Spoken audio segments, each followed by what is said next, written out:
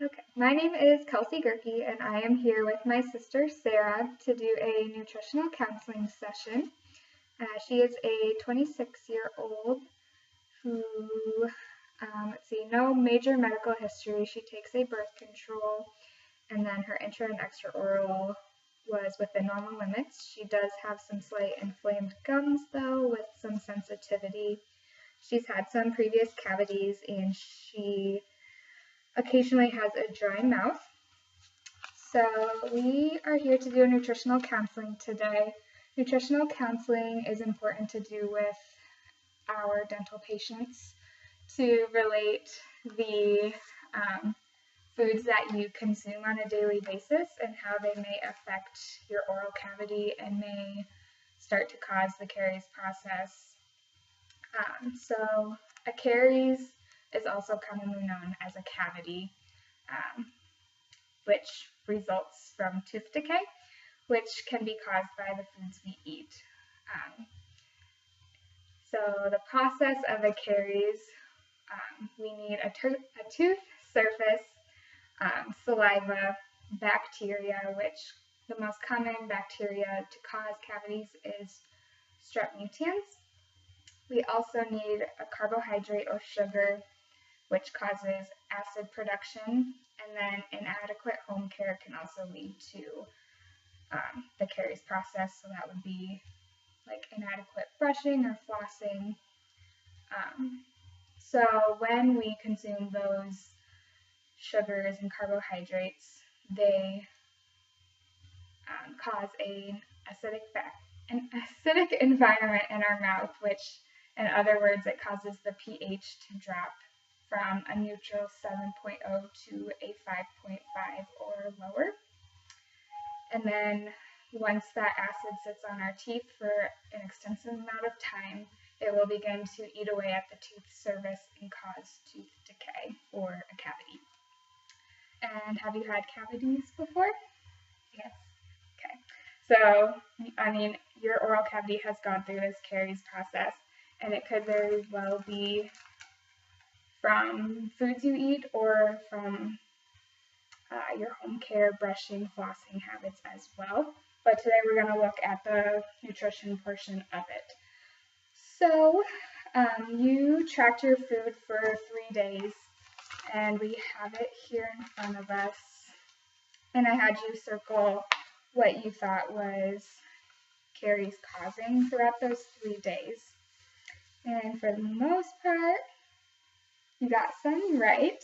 But then I'm going to show you here. I went through and highlighted what actually was cavity causing, which, as you can see, almost everything you consumed is cavity causing, which is actually really normal for everyone, as most foods are caries causing. There's very little that are not cavity causing. So with that, there are two different kinds of foods. There's cariogenic and cariostatic. First, cariogenic, as the word kind of explains, is a food that stimulates the caries process and leads to cavities. The saliva begins to break down the food into the sugar, which causes the pH to drop below 5.5, as stated before, in the caries process. So these foods include like crackers, chips, candy, fruit, anything that is very high in sugar or can dissolve in the mouth really quickly. So in contrast, a cariostatic food is one that does not cause the caries process. So it doesn't cause the mouth to drop in pH. It remains at a neutral 7.0. And these foods include meat and poultry, but in that instance, it would have to be just plain meat and poultry. You can't add seasoning or condiments or anything, because then it does cause the food to become a cariogenic food. Also, cariostatic foods includes vegetables, eggs, fish, and sugarless gum. And with those, the same concept. If you add any dipping sauces or seasonings to those, they would become cariogenic foods as well. So then into carbohydrates, there's a little more extensive breakdown to those as well.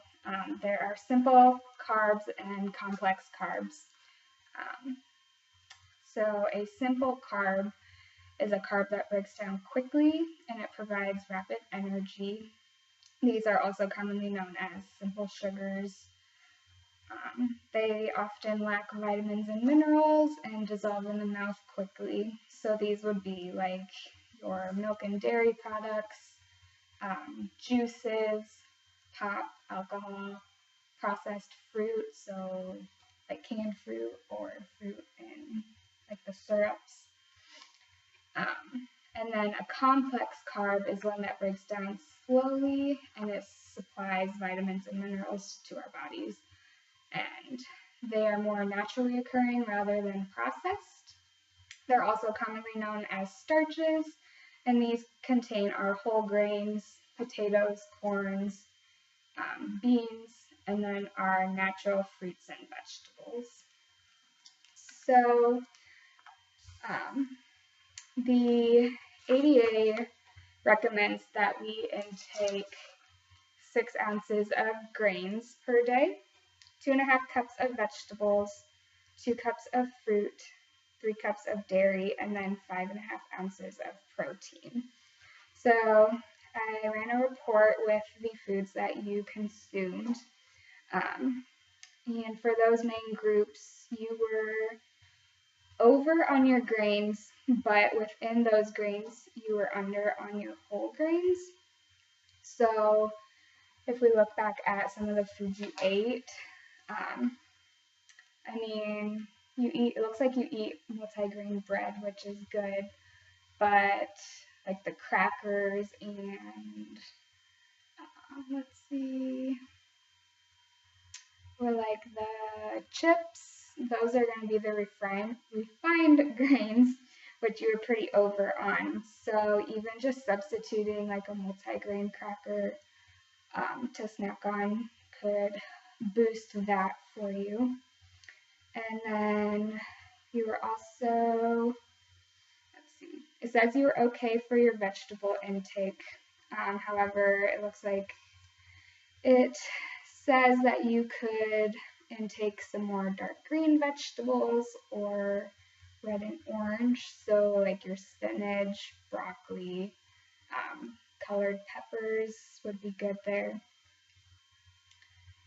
Do you have any questions so far? I'm going kind of fast. Okay. And then surprisingly, you were under on fruits, which a lot of people are usually over on fruits.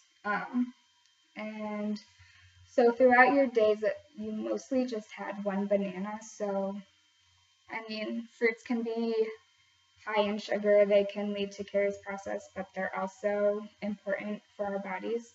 So, I mean, switching out, let's see, what did you snack on? So like switching out some crackers for an apple would be a good substitute. Or, see, it looks like you had a cookie. So you could switch out the cookie for some grapes. And was this a very normal 3 days for you, or was it kind of unusual? Kind of unusual. So do you normally eat more fruit and vegetables, or is it that aspect? More vegetables than fruit. More vegetables than fruit? Yeah. Well, that's really good, especially if you're eating them just raw, because those vegetables are non-cariogenic. And then as for the dairy, it looks like you were under on that as well. So even adding in some like string cheese as a snack, or adding in some milk to your diet. Do you like milk? No. No? Okay, so instead of milk, we could do some yogurt. You could use that for a snack or add it to like your breakfast or lunch. Yogurt is a good dairy intake. It also can provide calcium and other vitamins and minerals for your diet. And then for protein, you were good. It looks like you were actually a little over. So just watch portion control on that. That is a big thing there. And then as for different nutrients, vitamins, and minerals, added sugars you were over on, which is easy to do in today's world as we have a lot of processed foods and added sugars to our foods. So just watching processed snacks and foods and switching those for, like, again, fruits and veggies, more naturally occurring foods. Let's see. And then calcium you were under, which we have a flip chart here that goes a little more in depth with some vitamins. So calcium, our saliva contains large amounts of calcium, and calcium is important for our growth and reproduction. It can also keep our bones as well as our teeth healthy and strong. So we do want adequate amounts of calcium in our diet. If you are routinely deficient in it, it can increase that decay risk in our mouth. It can cause some incomplete calcification in teeth. It can also lead to some bone loss in our mouth, which can lead to early tooth loss. So we want to keep the teeth as long as possible, obviously. So again, you can add some cheese, yogurt, some fortified orange juice that is enriched with calcium is a good source. So again, that can also boost your dairy intake as well that you were under on. And then another mineral that you were under on was potassium. Let's see here.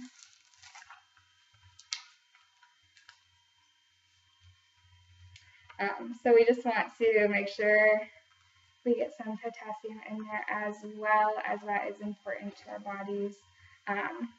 You're eating the bananas, which contain adequate amounts of potassium. Other foods, such as some veggies, could add that as well. Let's see. Sodium you were over on, which is also pretty common in today's world. Again, just watching your processed food intake. Also, drinking water throughout the day can help balance that out and get rid of that sodium in our bodies. I did notice that you drink quite a bit of water throughout the day, which is also good in neutralizing the pH in your mouth back to a neutral environment after eating carcinogenic foods. Do you normally drink about the same amount of water as you did, or do you feel like you drink more or less? About the same. About the same. As far as that, do you mostly drink water on a regular basis, or do you consume beverages like Gatorade, juice, soda? Usually only water. That's good, because obviously water doesn't have any nutrients, but is good for our body. Again, it can balance out that pH, whereas other drinks are high in sugar and tend to lower those pHs and can be cavity causing as well. And then just a couple other vitamins that you were under on to touch base on quick. Vitamin C was one. This is an antioxidant. It can help us fight against infection. It can also strengthen our bones and teeth. It can be acidic, but the deficiency in it can cause bleeding gums. You can also see some poor bone and tooth development, loose teeth. So it could help in that aspect of your, as we noticed before, at your dental appointment, you have some inflamed gums, so it could help bring down that inflammation as well. So vitamin C, some good sources would be citrus fruits like oranges, Strawberries are also high in vitamin C, as well as tomatoes, broccoli, and red bell peppers. And then another one you were deficient in was vitamin E, which here in the flip chart, you can see it's also an antioxidant, and it can protect the breakdown of vitamin A and fatty acids. Deficiencies in it can cause complications with blood clotting and functions of vitamin A, so it's important to have adequate vitamin E as well. These can be consumed through egg yolks, plant and salad oils, so like your olive oils, and then leafy green vegetables and whole grains. So even adding in some more eggs in the morning. I know you had some one of the days, or eating a salad with vegetable or with spinach in it and using a olive oil based dressing could be a good substitute for that as well. So my long and drawn out information on that, and that was a lot to take in. Do you have any questions for me as far as any more substitutions or just questions on a ketogenic food? I don't think so. No. Another thing to touch on as well would be your home care routines. So when do you tend to brush your teeth? Do you tend to eat and then brush right away, or do you feel like you brush and then eat? I brush right when I get up in the morning and right before I go to bed. So you're eating after you brush? Yeah. Do you ever tend to eat before you brush? No. No? Okay. So I mean, that is good. If you do ever eat before you brush your teeth, we do want to try to wait at least 30 minutes for that pH level to come back up to a neutral. Otherwise, we're spreading that acidic environment around in our mouth and making it more susceptible to the caries process beginning in more places. So it's good that you brush and then eat, which most people tend to eat and then brush. So that's good in your situation. Any other questions? No? Okay. Well, thank you for letting me do a nutritional counseling on you. I hope you learned a lot and will apply some of it to your daily food intake.